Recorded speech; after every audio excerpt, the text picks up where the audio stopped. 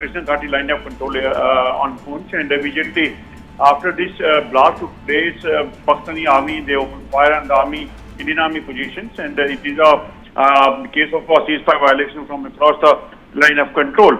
Immediately after this, Indian forces they have also retaliated effectively to Pakistani forces, but the way this mine blast took place and then Pakistan army opened fire, that indicates that there must be something fishy that Pakistan could be trying to push in the terrorists to the Jammu and Kashmir from this area. But the mine blast took place, which exposed Pakistan's plan of pushing in the terrorists, and that's why they might have in frustration opened fire, which was effectively retaliated. There are input with the security agencies that more than 150 terrorists are waiting across the line of control and the international border area to infiltrate to Jammu and Kashmir.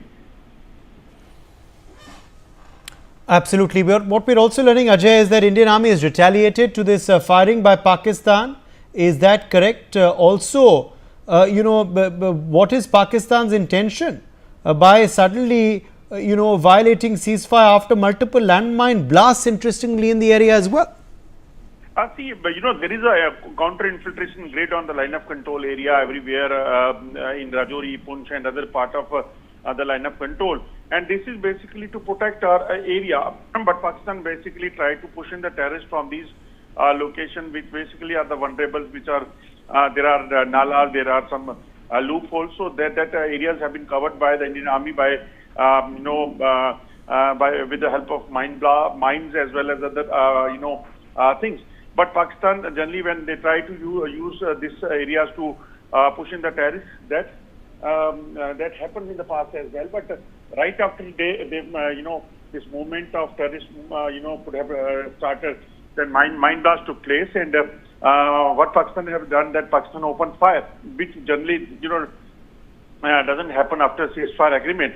But when Pakistan army opened fires, Indian army also effectively retaliated to the Pakistani firing, which is definitely a right to counter the enemy's firing, and that is what they have done. But there are several inputs, as I told you, that with the agencies, that there are a number of terrorists, those who are waiting across the line of control. And why basically Pakistan want to push in the terrorists in Jammu and Kashmir?